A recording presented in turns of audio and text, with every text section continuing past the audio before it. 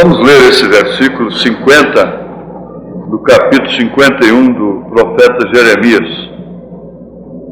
Vós que escapastes da espada, ide-vos, não pareis. De longe lembrai-vos do Senhor e suba Jerusalém ao vosso coração. Oremos. Senhor Deus, Deus de glória, Pai de bondade, de misericórdia, infinito é teu amor para conosco. Quão grande é o poder do sangue de Jesus Cristo. Quão infinita é a tua misericórdia.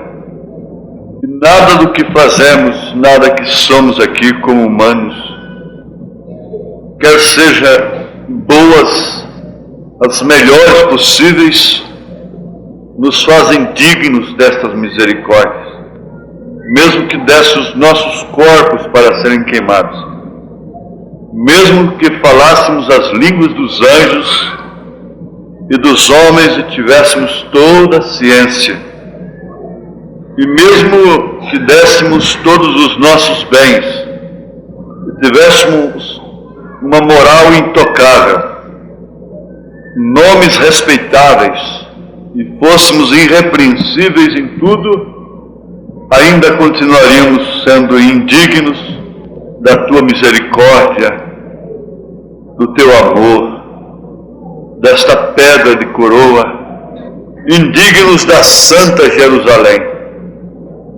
indignos da tua presença.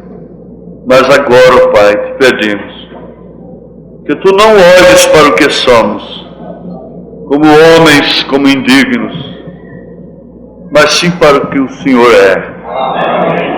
Nós estamos aqui não por causa de roupa ou de sapato ou de companheirismo, mas estamos aqui porque precisamos do Senhor. Desejamos adorar-te, Senhor. Pedir perdão dos nossos pecados. Pedir ao Senhor que nos faça prisioneiros do Senhor e nos dê do teu Santo Espírito. Em nome de Jesus Cristo. Amém. Assentai-vos, irmãos. Aqueles escribas, fariseus, eles tinham tanta santidade, eles tinham tanta reverência para com Deus, que a pena que eles usassem para escrever o nome do Senhor, Elohim, para escrever qualquer coisa das Escrituras, eles não usavam para escrever coisa alguma mais. Vocês estão notando? Estão escutando bem? Aqueles escribas eram tão santos e tão reverentes que a caneta, a pena que ele usasse para escrever numa escritura o nome do Senhor, eles não usavam para escrever nem mesmo uma carta familiar para o pai, para a mãe, para a esposa, para o filho, para o marido, para quem quer que seja. Aquela caneta, aquela pena ficava reservada exclusivamente para o Senhor. As suas roupagens para o serviço do Senhor eram dedicadas especialmente para aquilo, seus calçados. E assim, nem os degraus podiam ver a sua nudez. Coisa que jamais podia ser censurada. A opinião de um homem daquele para a sociedade religiosa de então era uma coisa final acerca do assunto. Era tudo, porque eles tinham vidas intocáveis. Eles eram homens intocáveis, irrepreensíveis. Ninguém podia pôr o dedo num homem daquele. E eles tinham a presença de Deus no santuário. Eles tinham até um fogo estranho no altar. Um fogo que era aceso pelo próprio Deus. Eles tinham tanta a presença de Deus, além do véu adentro, que se um homem daquele entrasse ali, sem a devida aceitação divina, ele morria. Se ele entrasse sem o sangue indicado para o sacrifício, ele morria lá dentro. Ele tinha campainhas para que, enquanto estivesse ministrando, dava sinal que estava vivo, não tinha morrido. E ele tinha uma cinta muito grande amarrada em sua cintura que ficava para o lado de fora. Se caso ele morresse, ninguém podia entrar, ele tinha que ser puxado por aquela cinta. Agora, quando Jesus veio, quando Jesus nasceu, quando Jesus começou o seu ministério, estava desempenhando o seu ministério, fazendo as obras do Pai, se identificando como Deus, Deus não cessou, Deus não desapareceu deles no templo, até que o véu foi rasgado de alto a baixo, aquele véu que fazia separação. E isto aconteceu simultaneamente. Vocês prestem bem atenção, isso aconteceu simultaneamente. Deus aqui e Deus ali. Deus em dois lugares ao mesmo tempo, até que ele consumasse a obra e rendesse o seu espírito, para que então o véu fosse rasgado de alto a baixo.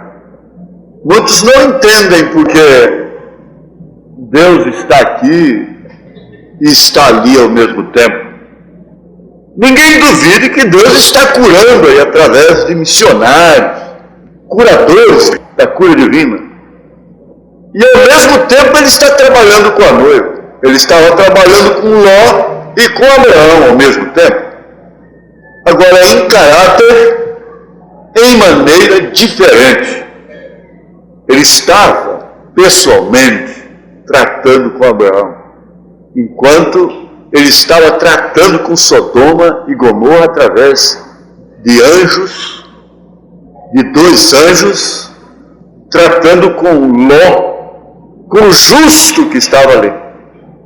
Então você vê que há um tratamento paralelo, uma manifestação simultânea, e então era necessário que houvesse uma revelação divina do Espírito Santo para que a pessoa concordasse, aceitasse que Jesus Cristo era de fato o Messias e o reconhecesse como o esperado das nações. Se um homem cuspisse lá no templo, ele seria morto. E no entanto eles cuspiram no rosto daquele que o templo apontava para ele, porque o templo apontava para Jesus Cristo. Ele disse: derribai esse templo e em 3 dias o reedificarei. Isso tratando do seu próprio corpo, do seu templo. E aquele templo era um tipo do corpo de nosso Senhor Jesus Cristo. Lá dentro havia a arca do concerto, as tábuas dos mandamentos, a glória da Shekinah, uma luz que não apagava, ininterrupta, o vaso dourado com maná que não desvanecia. Lá dentro havia o incensário, havia o altar, os 7 castiçais, tudo estava ali, tudo apontando para Jesus. Lá estava o azeite, tudo apontando para Cristo na igreja durante as 7 eras.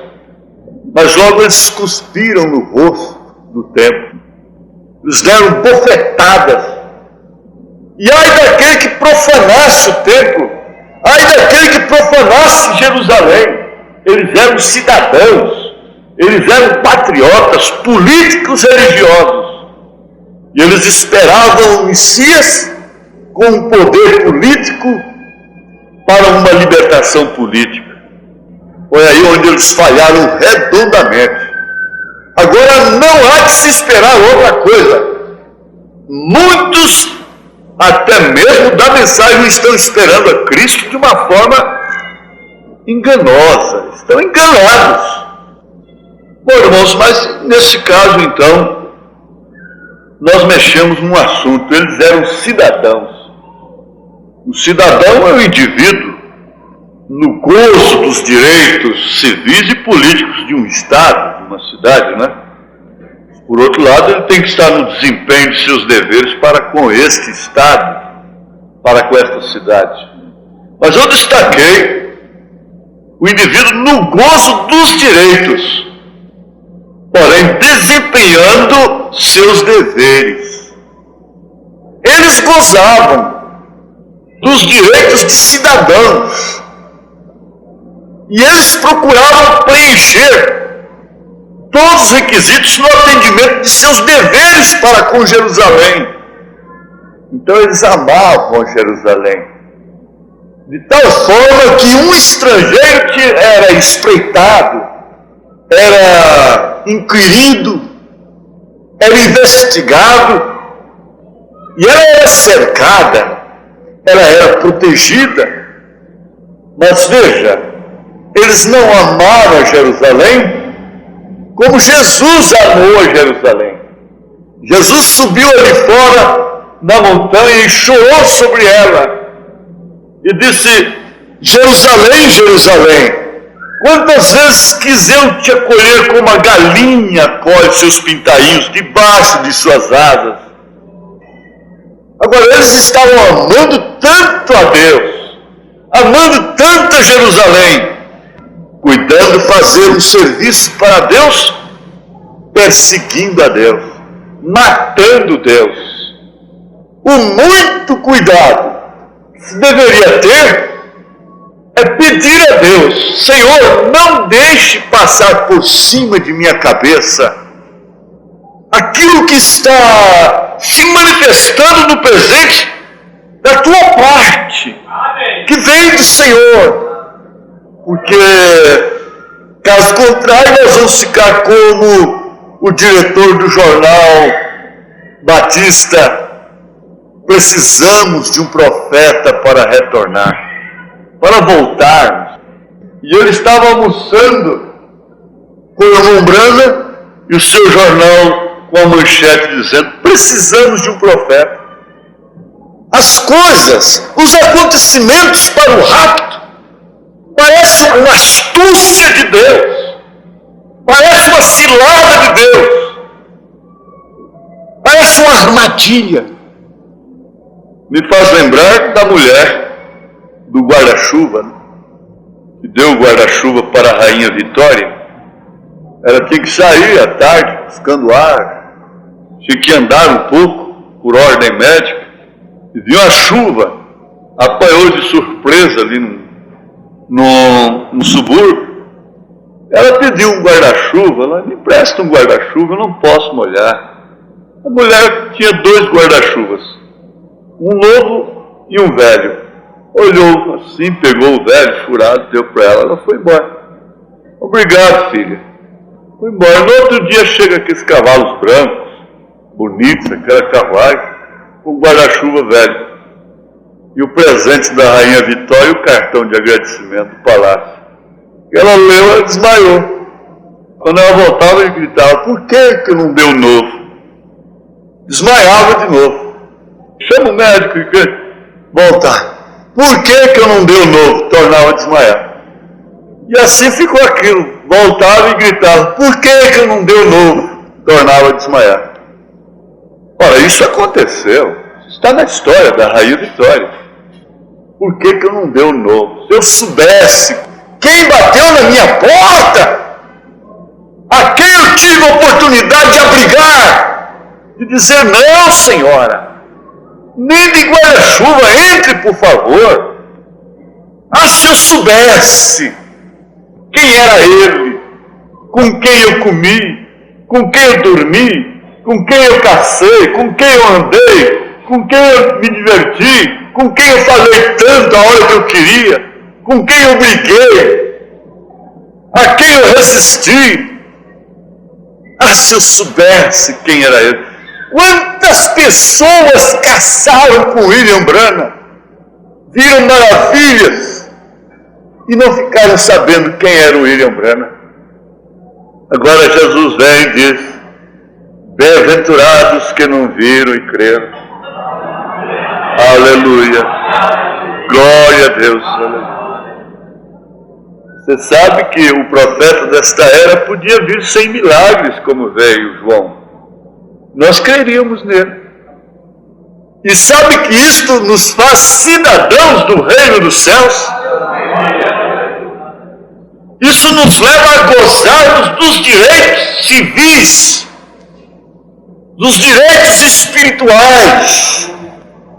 Isso nos leva a preenchermos também os nossos deveres de cidadãos do reino dos céus.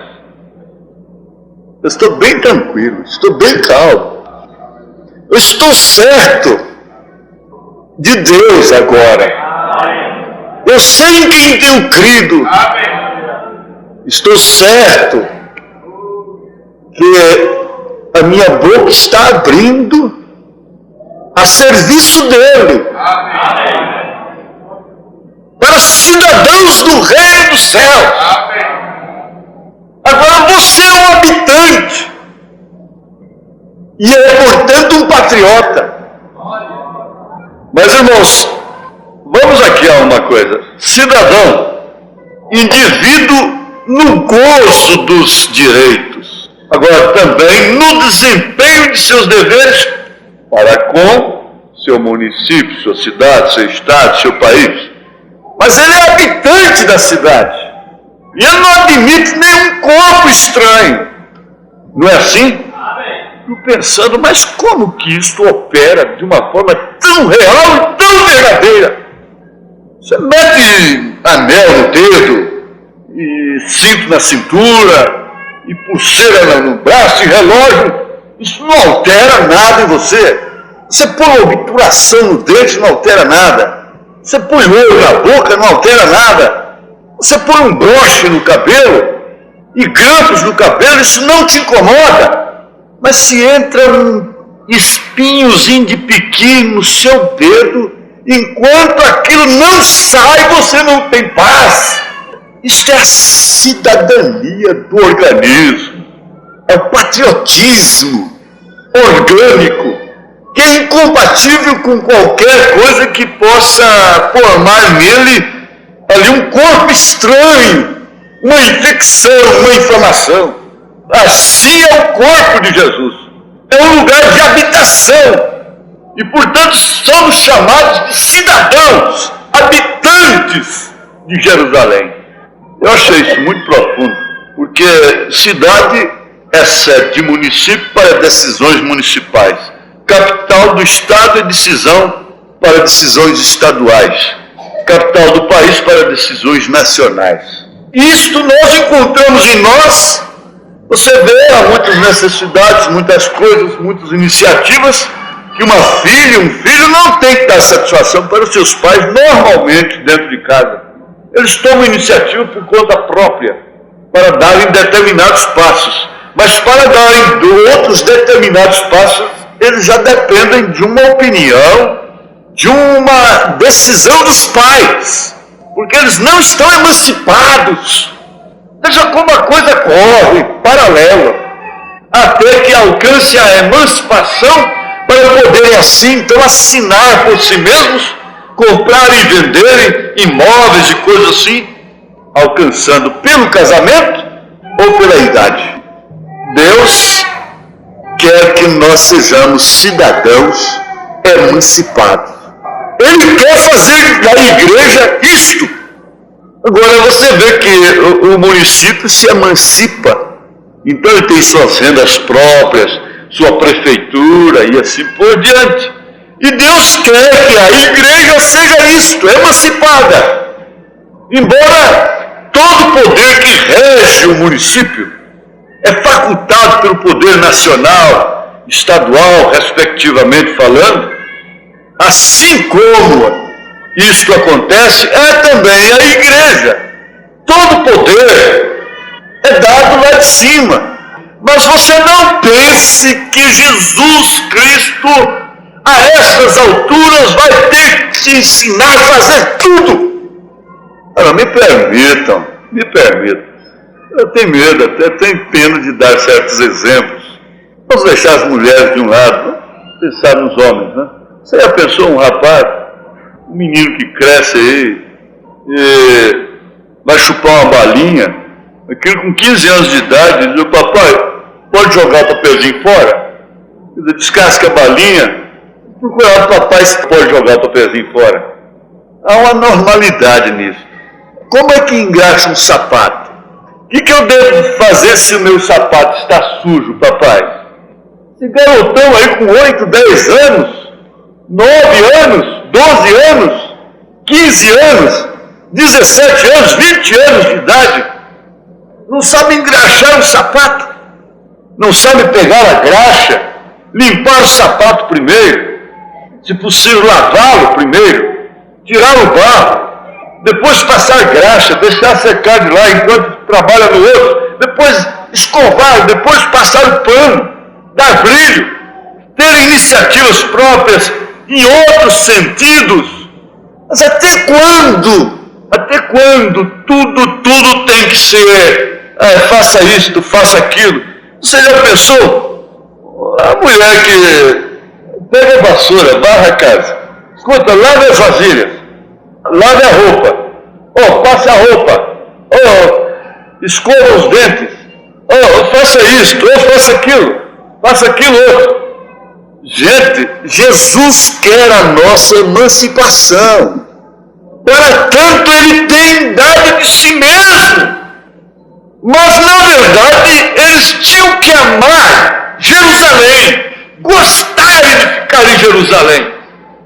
Ficar em Jerusalém até que sejais revestidos do poder do alto.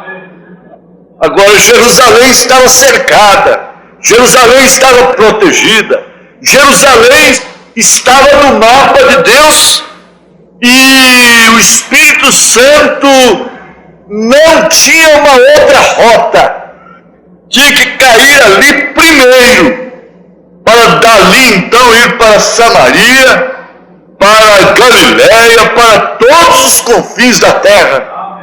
Mas primeiro teve que ser ali, onde ele diz: ficar em Jerusalém. Então eles eram cidadãos de Jerusalém. Eles gozavam do direito e estavam no desempenho de seus deveres, e eles estavam aguardando uma coisa que todo sistema religioso, político, social não entendia, não compreendia, não esperava, não podia impedir. Eles nem debandaram-nos, nem os perseguiram, porque eles não sabiam nada a respeito. Eles nunca pensavam que aquilo pudesse acontecer, que o Espírito Santo descesse ali em forma de línguas e logo eles estariam falando em todos os idiomas, e as pessoas estranhas de diversas línguas ali presentes ouvissem cada um falando na sua língua. Eles não pensavam nisso, eles não sabiam disto. E quando Jesus os ordenou para que ficassem em Jerusalém, se tornassem cidadãos de Jerusalém, ficasse ali, Jesus não explicou para eles a forma. Eles não tiveram que estudar pneumatologia. Eles não tiveram que estudar nada disso. Jesus disse: ficar em Jerusalém. Aleluia, glória a Deus. Ele não explicou. Ele disse: até que sejam revestidos. Agora, de que forma? Eles não sabiam. O anjo não explicou para Maria. Deus não explicou para Moisés. Agora, de todas as formas, aquilo tinha que descer ao coração, ou no caso, subir ao coração. Então, Jeremias disse: vós que escapastes da espada, ide-vos, não pareis, de longe lembrai-vos do Senhor, e suba Jerusalém ao vosso coração. Se isto subir ao vosso coração, então tornar-vos-eis cidadãos de Jerusalém. Quantos moram em Goiânia porque gosta de Goiânia? Gosta da cidade. Quem gosta dessa cidade? Eu gosto muito daqui. Você também gosta. Você é cidadão daqui, não é? Você é um cidadão de Goiânia, gosta daqui, de morar aqui, de habitar aqui. Eu gosto daqui. Agora, isso desce ao seu coração. Você é habitante da cidade de Jerusalém. Na verdade, você é cidadão de Jerusalém. Você sabia disso? Da Santa Jerusalém. Eu não tenho que ir lá na Palestina. Eu não tenho que ir lá na Jerusalém terrestre. Mas eu sei que a Jerusalém celeste virá a mim. Você sabe disto, que você é cidadão de Jerusalém. Então você sabe perfeitamente que você terá o gozo e todos os direitos de um cidadão Jerusalém. Amém? Glória a Deus. Agora, você se torna um patriota. O patriota é a pessoa que ama a pátria e procura servi-la. Você tem que entender isso aí agora, que você já está amando Jerusalém. Mas é onde eu digo, se você não ama as mínimas coisas de Deus, como você poderá pôr as máximas em primeiro lugar? É justamente pondo as mínimas na frente. Porque é uma ordem sequente, é de fé em fé, é de glória em glória. Se você não pode amar a seu irmão a quem vê, como você vai amar a Deus a quem não vê? Se você não pode ser fiel no mínimo, como você pode ser fiel no máximo? Então vem vindo a coisa assim, e você vai se tornar, daqui a pouco você verá, que você é um cidadão do reino dos céus. Agora, você não é um extraterreno fazendo um fantasma aqui na terra. Você é de carne e osso. Você tem sentimentos, você tem sentidos, nós temos sentidos. Nós temos carne, nós temos sangue, nós temos água, nós temos tudo isso. Nós somos seres humanos e nós sentimos dores e estamos sujeitos à morte, estamos sujeitos a enfermidades, estamos sujeitos a sentimentos e coisas assim. Mas há uma cidadania dentro de nós. Há uma característica de Jerusalém. Onde um judeu chega, ele conhece o outro. Um rapaz judeu enjeitou uma fortuna que o pai deixou, o seu tio tutelou. Quando era para receber, disse: eu não quero. E aquilo foi um distúrbio muito grande, porque chegou o tempo dele receber a adoção e ele não aceitou. Eu não quero essa fortuna, eu quero ser um piloto. Eu quero ir pelo mundo afora. E lá na Espanha, assistindo uma tourada, assentado na arquibancada lá, de repente ele olhou para uma moça. E ela olhou para ele. E encontraram os olhares. E de repente eles começaram a conversar. E ela já sabia que ele era judeu. E ele já sabia que ela era uma judia. Foi onde ele foi encontrar a sua esposa. E ele só se casaria com uma judia. E ela só se casaria com um judeu. Esse judeu rejeitou toda a fortuna do pai para ser um piloto e viajando parar na Espanha para conhecer a sua esposa. Deixou toda a sua glória. Mas ele só se casaria com uma judia. Eles se identificam em todas e quaisquer partes do mundo. Um judeu se identifica-se com o outro. Ele pode ser goiano, nascido em Goiás. Ele pode o outro ser nascido lá no Rio de Janeiro, onde for. Mas se ele tem o sangue de judeu, por fim eles, se têm a oportunidade, eles cheiram um ao outro. Eles têm uma característica de se reconhecerem. Eles podem estar espalhados por todo o mundo. Eles estão espalhados, mas eles se reconhecem mais cedo ou mais tarde.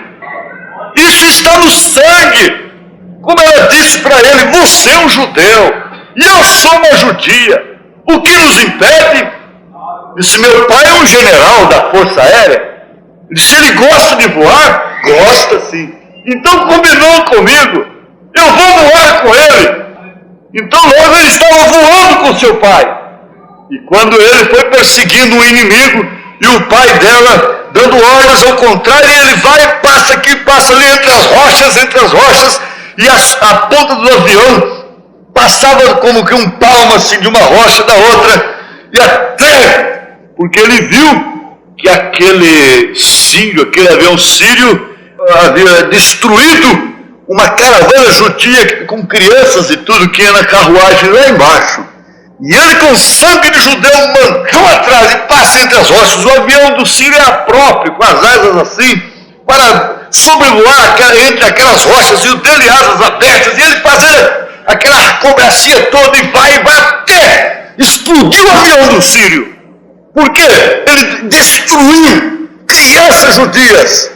Ele matou pessoas judias que ele nem conhecia. Mas por quê? Isso está no sangue. Logo seu avião pegou na ponta de uma pedra e ele caiu. E lá estavam os judeus lavrando. Então eles correram e ele estava com o rosto em chama. Com o rosto em chama, parecendo uma bola de fogo. E eles correram e abafaram. Viram que era um avião de judeu. Logo sentiram o sangue de judeu queimando. E eles deram todo abrigo para ele. Ele virou um monstro. Ele foi salvo, mas virou um monstro. Mas o sangue continuava sendo de judeu. E ela se orgulhava de sair abraçada com ele na rua, com a cara de monstro. Então o povo não sabia explicar. Ninguém tinha explicação para isso. É o sangue, é o sangue, é o sangue. É o amor, é o amor, é o amor. Não era aquele que ela conhecera na bancada da tourada, mas era o mesmo sangue. Oh, glória a Deus. Aleluia. Você aplica isto, Cristo e a igreja e Cristo, glória a Deus, aleluia. Não era o sangue, era o sangue. Era o amor, era a ligação sanguínea. Ele era pai de seus filhos, ela era mãe de seus filhos, ela tinha um lar. Quando ele comprou uma casa muito cara para ela, ela disse: por que isto? Quanto custou? Ela já queria saber quanto custou. Ele disse para ela: custou dinheiro. E o que é dinheiro? O que nós precisamos é de uma casa. Quanto custou? Quer saber você o preço? Você nunca ficará sabendo. Custou sangue. Aleluia, glória a Deus. Porque você poderia dizer: eu vou pagar, eu vou recompensar. Mas ele te fez esposa, ele te fez cidadã do reino, ele te fez e você se tornou participante desse reino e tem direito de gozar dele. Na verdade você tem deveres para com ele, mas você os desempenha com sabor, com gozo, com prazer, de dona de casa, de igreja, de rainha, de esposa, de cidadão. É a esposa do cidadão. Aleluia. Glória a Deus. Deixa Jerusalém subir ao seu coração e vê se você terá vontade de lutar por outra parte. Deixa.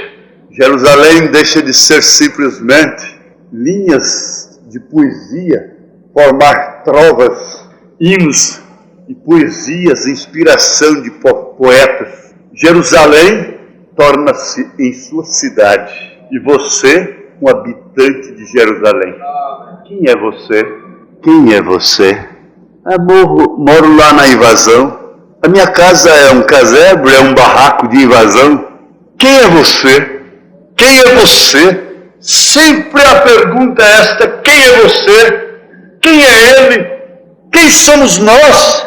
Que tipo sou eu? Quem sou eu? Poderia ser tudo, não seria nada se não fosse um cidadão de Jerusalém. Agora, eu quero ter uma história aqui de Simeon novamente. Você sabe, Salomão sabia, como um tipo do Espírito Santo, o que esse aleijado fez com Davi. Ele excomungou a Davi, ele perseguiu a Davi, ele rebaixou a Davi, ele rebaixou o homem e falou muitas verdades acerca de Davi, lançou em rosto dele, olha, falando verdades, chamou Davi de um homem sanguinário. E você sabe que aquele general, que Joabe, queria cortar o pescoço dele, tratando-o como um cão. Davi disse: não faça isto, foi o Senhor. É o Senhor, isto foi o Senhor que mandou fazer. Mas quando Salomão foi levantado no lugar de seu pai Davi, Salomão deu uma pena para ele. Uma pena, ora, mas é uma sentença gloriosa. É que ele tinha que se tornar um habitante de Jerusalém e nunca sair de Jerusalém. O dia que ele saísse de Jerusalém, ele morreria. Essa era a condição. Mas você sabe, se põe condição para mim não pegar neste copo aqui, eu já quero pegar nele. Se o diácono não falar, não pegue neste copo e colocá-lo encalado, talvez eu pegue todo o tempo e nem tenha curiosidade de pegar no copo. Mas se alguém falar, não pegue neste copo, eu já quero saber por que de eu não pegar. É como o homem que quebrava a pedra falar o nome de Adão. Cada martelada, cada marretada na pedra, ele falava, Adão, suando, sol quente, Adão, Adão, Adão. A pedreira muito grande, aquilo foi passando tempo, chegou até no ouvido do rei. Tem um homem lá que só quebra a pedra falando Adão, Adão. Não é doido, não é isso, não é aquilo. E o homem só quebra a pedra falando Adão. O rei foi até lá. Foi lá na hora de serviço, o homem está lá, Adão, Adão, Adão, Adão. Pare um pouquinho. Pare com isso. Vem cá. Por que disso? Por que Adão? Cada marretado um Adão. É porque se não fosse Adão, não estaria quebrando pedra para o Senhor. Ele não era cidadão daquele reino. Ele era servo. Ele era escravo. Ele não era cidadão do reino. Então venha cá. Você não vai quebrar pedra mais. Veja só como ele continuou não sendo cidadão do reino. Não é porque ele estava quebrando pedra. Seria o mínimo do mínimo. Seria uma escravidão aquilo. Ele nunca faria aquilo com prazer. Como um cidadão do reino, quebrando pedra para construir muralhas de proteção daquele reino. Então venha cá. Então Deus tira a pessoa dali. O rei tirou a pessoa dali e trouxe para um nível tão alto e o colocou dentro do seu palácio. Deixou ele acostumar com tudo. A boa comida, a boa roupagem, dar ordens. Quando ele estava bem acostumado, esquecido de Adão, o rei disse, agora você vai vestir minha roupagem. Vai se assentar na minha cadeira e eu vou fazer uma viagem. Oh, sim. Mas veja como ele ainda não era cidadão do reino. Quando o rei disse aqui, você manda em tudo, mas tudo. Só tem uma coisa que você não pode mexer, mas isso não é nada, isso é coisa insignificante. Essa caixinha que está ali em cima da mesa. Só isso, mais nada. Você não mexa nela, no resto você pode fazer tudo no reino. Ah, mulheres, homens, tanta gente, o profeta disse, o primeiro selo é história, o segundo selo é história, o terceiro é história, já se cumpriu, o quarto selo é o rapto, o quinto selo é com os judeus, o sexto selo é com os judeus, o sétimo selo é silêncio, a terceira puxada é aquilo que Jesus disse em São Mateus 24:36, não mexa nessa caixinha. Vocês podem fazer tudo, pregue o evangelho, cura os doentes, liberta os oprimidos, pegue minha volta, faça tudo, cure os enfermos, pregue sem cessar, pregue o sinal, como se pega a cura divina, mas não mexa nessa caixinha, não tente interpretar as coisas. Mas justamente naquela terceira puxada, aquela coisinha da terceira puxada, é que eles estão encabulados. Não mexa nessa caixinha. Isso mostrava que, quebrando pedra ou lá no palácio, ele não era cidadão do reino. O rei mal virou as costas, o homem tinha tanta coisa para se ocupar, para usufruir, para mostrar interesse, para zelar, para olhar. Eu quero ver o que tem dentro dessa caixinha. Por que ele me entregou todo o reino e só essa caixinha que eu não posso mexer nela? E ficava para lá e para cá, para lá e para cá.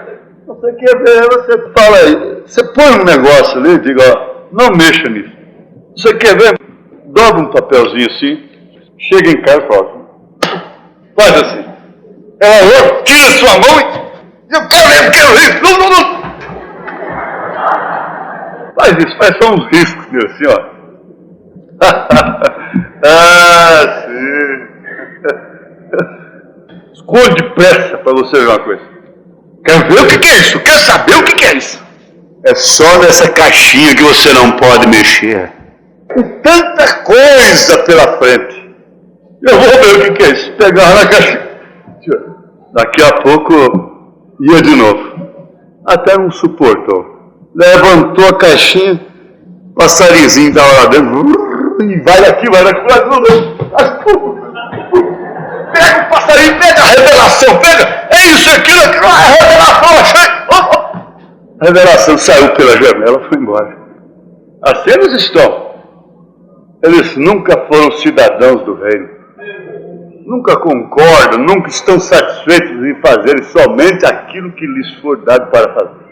Irmãos, o rei voltou. Logicamente, o rei foi direto na caixinha. Levantou a caixinha e disse, cadê o passarinho aqui? Ah, mas o senhor sabe, majestade, que eu tá... Então faz isso, me dá minha roupa. Volta para quebrar pedra. Se você falar o nome de Adão de novo, eu vou mandar cortar seu pescoço. Adão não tem culpa mais. É que ele nunca foi cidadão do reino. Quem que é culpado? Quem que é culpado? Ninguém tem culpa. Adão não tem culpa. Sua mulher não tem culpa. Seu marido não tem culpa. Seu filho não tem culpa. Quem que é culpado? De todos os modos, Arnoldo abriu os braços diante dos alemães valentões desumanos e disse, eu acabei de construir minha casa ali. Lá está minha esposa e meus filhos.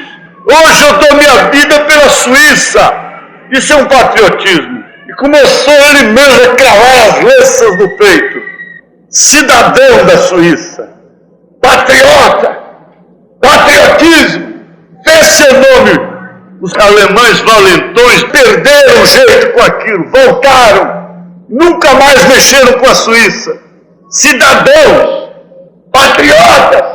Negando-se a si mesmo. Negando seus direitos. Oh, sim. Veja, mas Simeon recebeu ordem de ficar em Jerusalém. Mas ele não era. Jerusalém não subiu ao seu coração. Ele nunca seria um patriota, sabe por quê? Ele não podia ser mais nunca, porque ele seria patriota justamente quando Davi estava derrotado, quando o rei estava foragido, quando o rei estava desmoralizado, quando o rei estava fora da cidade, fugindo, é que ele seria patriota, é que ele seria cidadão daquele reino. Mas foi justamente naquela hora, bem antes de ser-lhe dada a oportunidade, ele tinha identificado que não era cidadão do reino.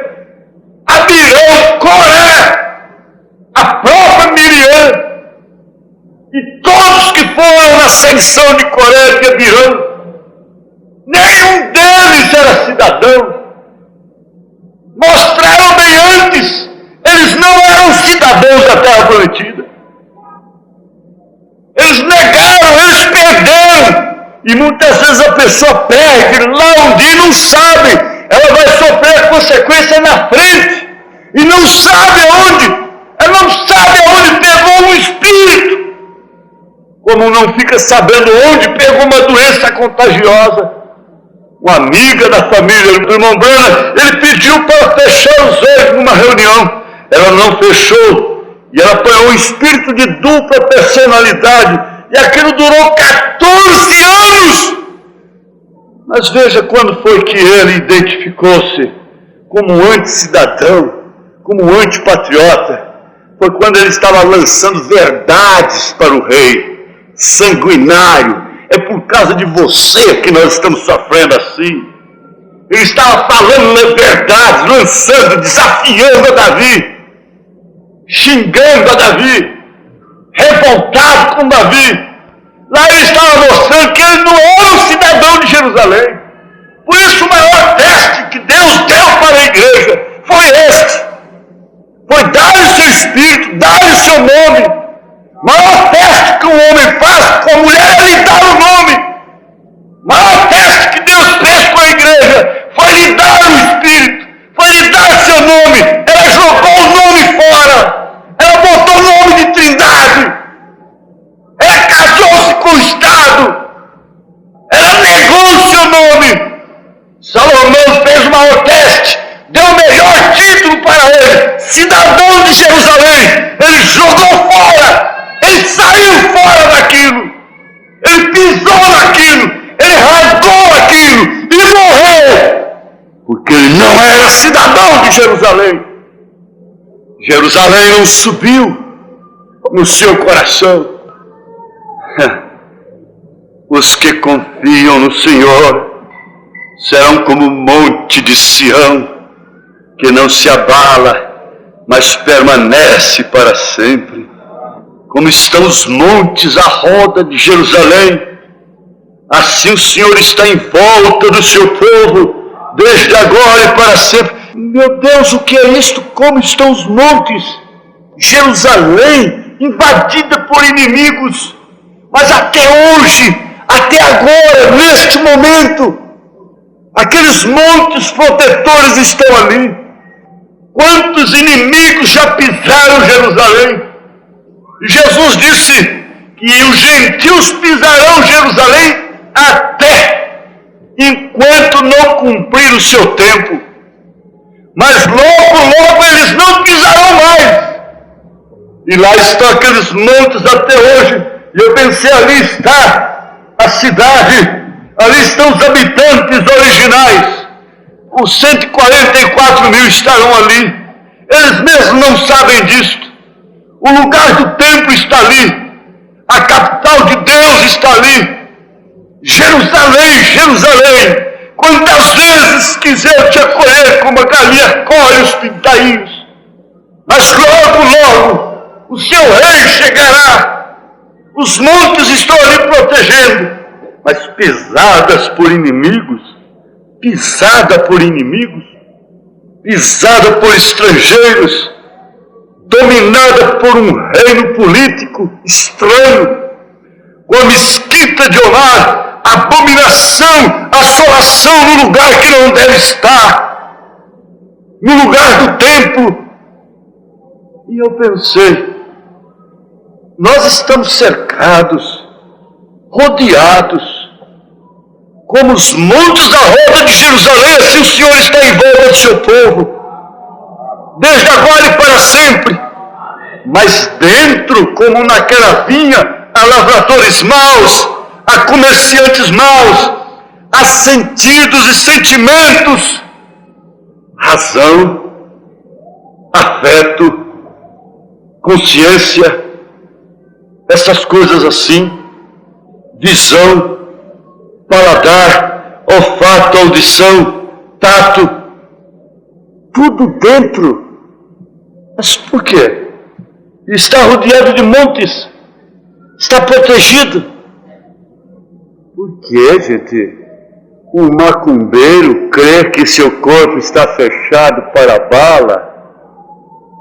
Um feiticeiro crê tanto no feitiço que diz, me dá a roupa dele, me dá a camisa dele, deixa eu pôr isso num formigueiro, deixa eu fazer uma farofa para isso, para aquilo, deixa eu queimar tantas velas.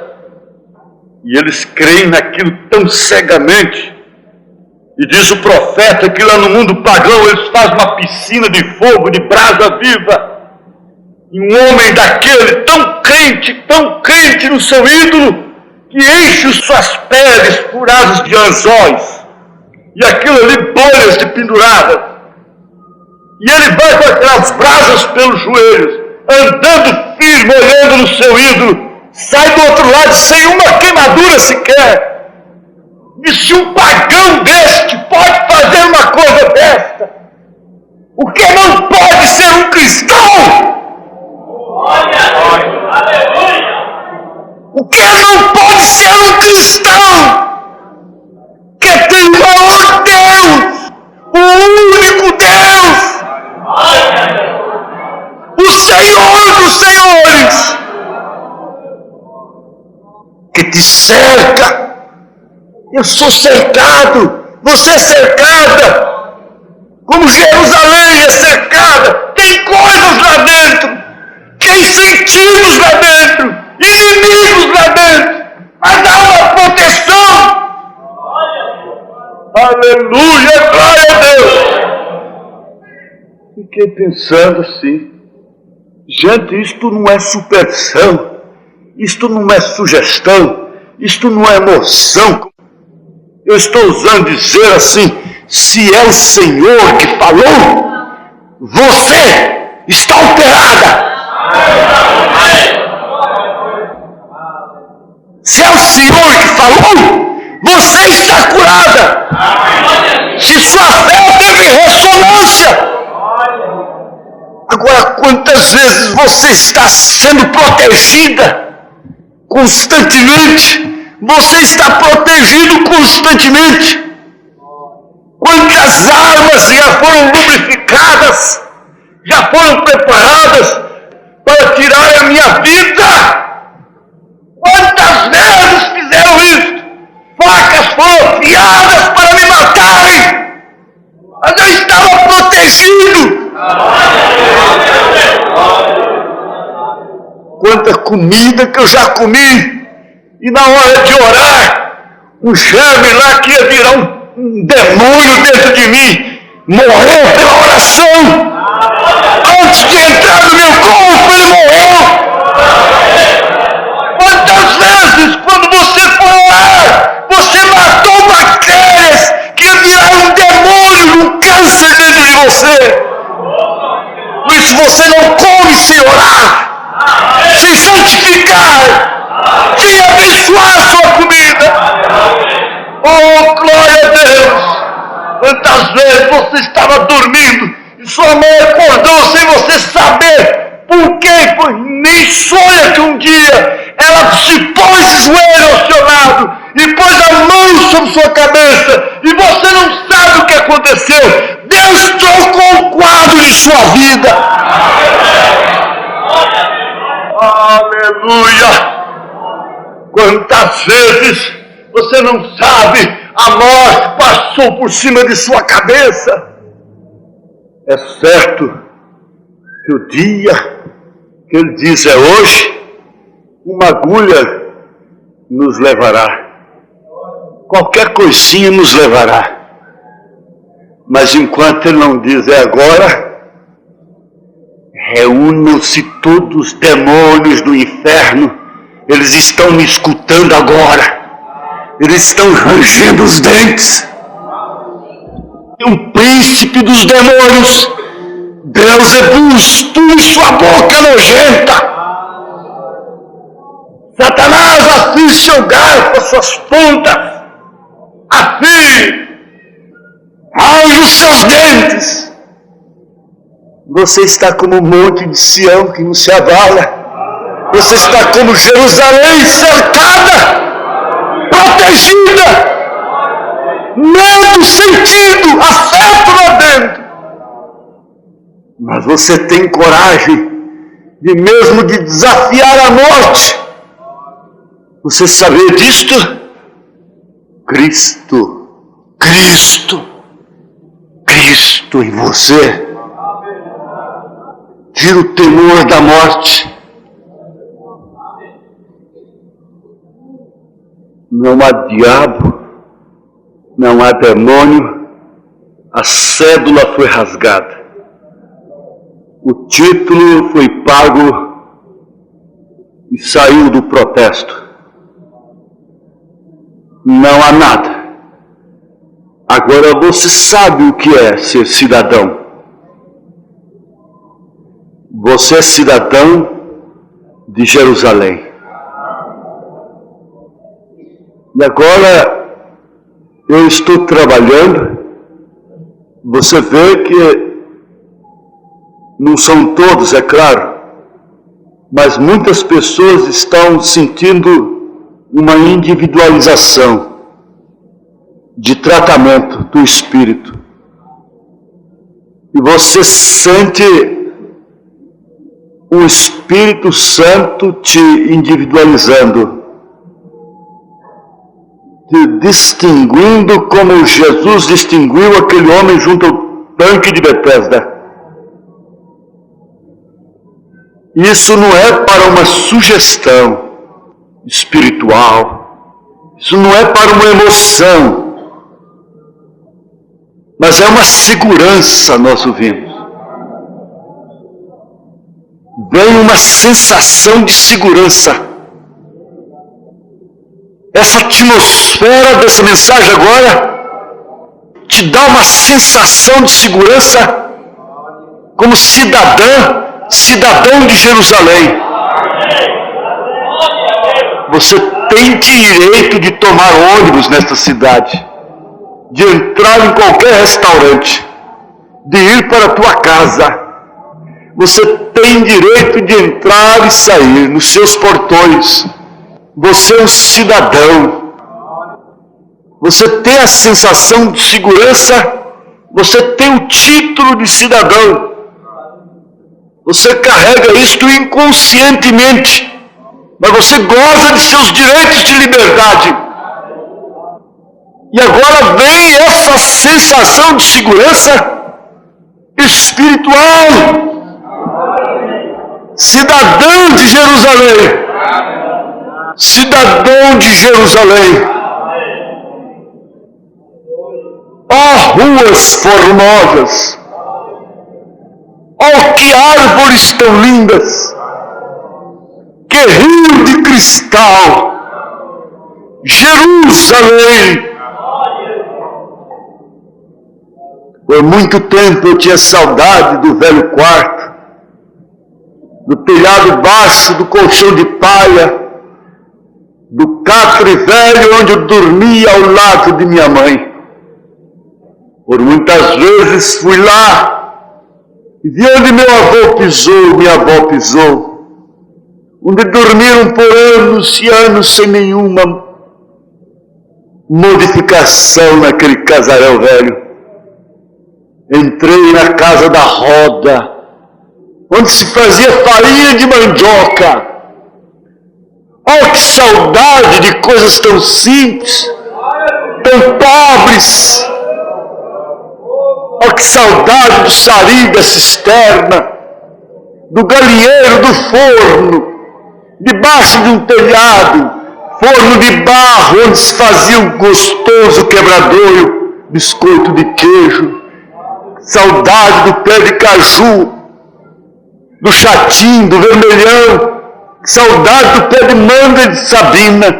Não tenho saudade da Imburana, porque na Imburana muitas vezes eu era queimado com taturana amarela. Saudade do pé de laranja comum, com laranjas tão grandes, a banana roxa e a banana prata. Que saudade do pé de mamona tão grande, onde eu decorei a tabuada numa tarde apenas, para livrar o couro de uma grande pisa, uma grande surra. Aprendi as 4 operações cantadas de cor. Que saudade da fossa negra lá no fundo do quintal. As moitas de bananeira. Que coisa, que novidade encontrar um ninho de galinha já com 6, 12 ovos. Que coisa mais interessante. Levar resto de comida para o porquinho que estava engordando lá no fundo do quintal. Que saudade de porcaria! Saudade da terra! Saudade de escorregar debaixo do pé de manga, para correndo pegar a manga que caiu, naquele lodo escorregadio, e levar uma surra porque tinha acabado de trocar de roupa. Que saudade! Saudade de bobagens, saudade de porcaria, saudade da bica velha que colhia as primeiras águas das grandes chuvas, brincar debaixo da água, quando a bica corria jogando seu jato d'água na longe. Que saudade do pirão socando carne seca com farinha, saudade da rapadura roubada da mamãe, do pedaço de queijo, de brincar escondido dentro da folha de arroz. Que saudade de besteiras! Sair dali para cá, para a luz elétrica, para o carro, mas daqui para uma cidade de gesto luzente, Jerusalém, cidade de ouro. Não há moitas de bananeiras, não há cobras, não há pulgas, não há percevejos, não há barbeiros para a lamparina trabalhar a noite toda. Não há luz de lamparina para esfumaçar o nariz enquanto se lê um capítulo da Bíblia. Oh, Jerusalém! Jerusalém! Onde está você, Jerusalém? Abre as portas de Jerusalém! Aleluia! Glória a Deus! Há um povo, um exército querendo entrar. Abre-se, ó portas! Abre-se! Ouro puro, jaspe luzente! Nem uma moita de bananeira, nem um cemitério velho, nem um sino da igreja velha romana, batendo, badalando, anunciando que a dona fulana velhinha morreu. Oh, Jerusalém! Jerusalém sem lágrimas, Jerusalém sem despedida, Jerusalém sem tensão, Jerusalém sem mente cansada, Jerusalém sem roncos de cansaço, Jerusalém sem dor, Jerusalém sem cólica, sem suspensão, sem interrogação. Oh, Jerusalém!